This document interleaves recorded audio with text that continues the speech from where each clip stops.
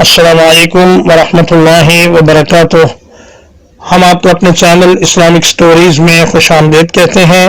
इस चैनल से आपकी खिदमत में इस्लामी तारीख़ी दिलचस्प और नसीहत आमूज़ वाक़यात पेश किए जाएंगे, जिनसे आप ख़ुद भी मुस्तफ़ीद होंगे और आपके बच्चे भी फ़ायदा उठाएंगे। आप हमारे इस चैनल को सब्सक्राइब कीजिए और हमारी हर वीडियो को लाइक और शेयर कीजिए।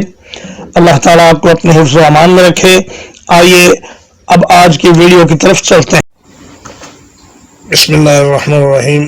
सैयदना अली इब्न अबी तालिब रज़ी अल्लाह तआला अन्हु एक मरतबा किसी काम के लिए घर से निकले तो रास्ते में नमाज का वक्त हो गया। आपने मस्जिद में दाखिल होने से कबल एक शख्स को देखा जो मस्जिद के दरवाजे पर खड़ा था। आपने उससे फरमाया, देखो भाई, ये मेरा खच्चर है, क्या तुम मेरे नमाज से फारिग होने तक इसकी हिफाजत कर सकते हो? उसने कहा, जी हाँ, मैं इसका ध्यान रखूँगा हत्ता कि आप नमाज से फारिग होकर मस्जिद से बाहर आ जाएं। सैयदना अली रज़ी अल्लाह तआला अन्हु मुतमईन हो गए और खच्चर उसकी सपुर्द करके मस्जिद में चले गए। जैसे ही आप मस्जिद में दाखिल हुए तो उस शख्स की नीयत में फतूर आ गया।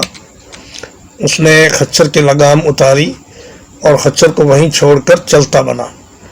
उसने बाज़ार में जाकर चोरी शुदा लगाम 2 दिरहम में फ़रोख्त कर दी। थोड़ी देर बाद सैयदना अली इब्न अबी तालिब मस्जिद से निकले तो देखा कि खच्चर मौजूद है और उसकी लगाम गायब है। आप अपने खच्चर पर सवार हुए और घर पहुंचकर अपने ग़ुलाम को बताया कि उनके खच्चर की लगाम चोरी कर ली गई है। तुम ये 2 दिरहम लो और बाज़ार में जाकर एक नई लगाम ले आओ। ग़ुलाम बाज़ार में पहुंचा तो उसे एक दुकानदार के पास वही लगाम रखी हुई नज़र आई जो चोरी की गई थी। उसने दुकानदार से लगाम की कीमत पूछी तो उसने 2 दिरहम बताई। ग़ुलाम ने वो लगाम 2 दिरहम में ख़रीदी और लाकर सैयदना अली को पेश कर दी। आपने फरमाया, मैं जब नमाज से फारिग होकर मस्जिद से निकला तो मैंने यह इरादा कर लिया था कि इस शख्स को अपने खच्चर की हिफाजत का मुआवजा 2 दिरहम अदा करूँगा, मगर उसने जल्दबाजी की और रिज़्क़ हलाल का इंतज़ार न किया और वही रिज़्क़ हराम तरीके से लेना पसंद किया।